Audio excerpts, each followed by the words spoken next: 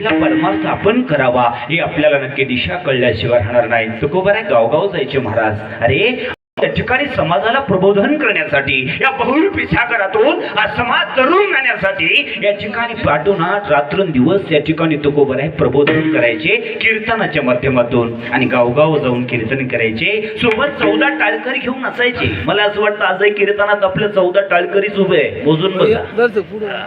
या ठिकाणी 14 टाळकरी सोबत असायचे आणि सोबत घेऊन त्या ठिकाणी गावगाव जाऊन कीर्तन करायचे. कीर्तन करत असताना तुकोबर आहे त्या ठिकाणी बघा एक वेळचा प्रसंग होता. ऐकताय ना सर्वजण? ऐका.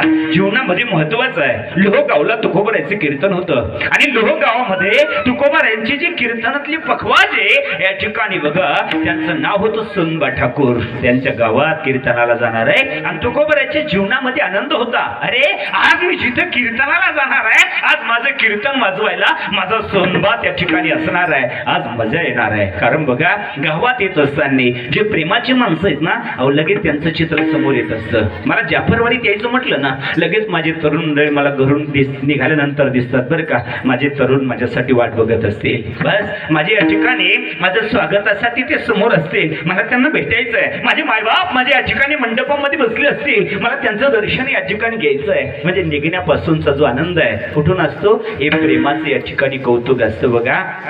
तुकोबराच्या जीवनामध्ये तेच काय आज माझा सोनबा पखवाज वाजवणार आहे. अहो तिथं जाऊन पोहोचले कीर्तनाला सुरुवात करणार तेव्हा मात्र तुकोबराने सांगितलं काय रे अरे सोनबा नाही आला इकडे. सोनबा कुठे आहे?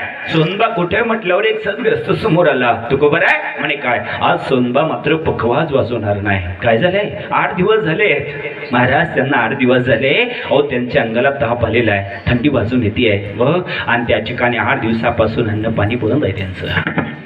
तुकोबर आहे म्हटले काय रे आज सोनबा येणार नाही बघ.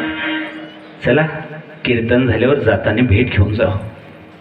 इकडं मात्र फेटा बांधला तुकोबर यांनी आणि इथं स्टेजवर जाणार बरं का.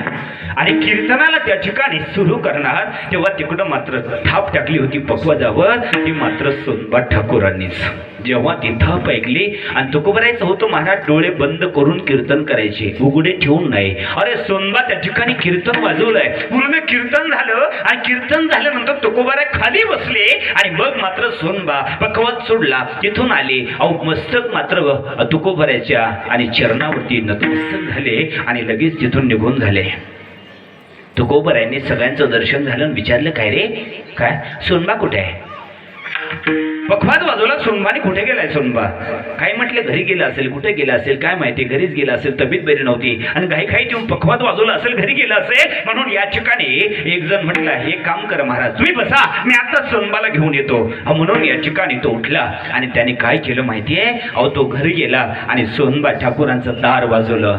आवाज दिला बाहेरून. दार उघडलं गेलं. सोनबाला उभं राहता येत नव्हतं. त्यावेळेस त्याने सांगितलं अरे तुला तुकोबरायाने बोलवलंय. अरे मला चालता येत नाही रे. मला तिकडे कशासाठी नेतोय? मी तुला उचलून नेतोय कारण माझ्या तुकोबरायाने तुला बोलवलंय. अरे त्या सोनबाला खांद्यावर घेतलं आणि तिथं घेऊन आले. कुठं? तुकोबरायापर्यंत आणल्यानंतर त्याला खांद्यावरून खाली उतरवलं.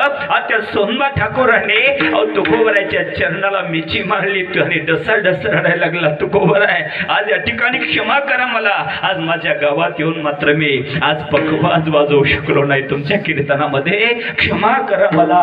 आज या ठिकाणी माफ करा मला. मी तुमचं कीर्तन वाजवू शकलो नाही. तुकोबराच्या डोळ्याला 2-2 धारा लागल्या.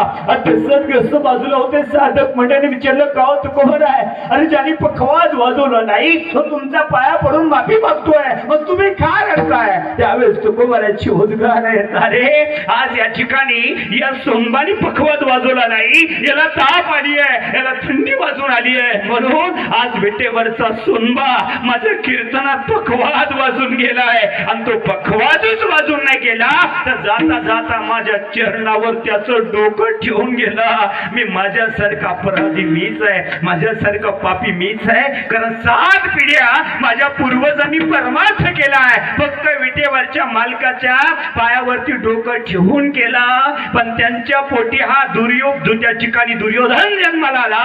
हा दुष्ट जन्माला आला की विटेवरचा मालक माझ्या चरणावर डोकं ठेवून या ठिकाणी निघून गेला. म्हणून तुकोबराय पश्चातापानं रडत होते.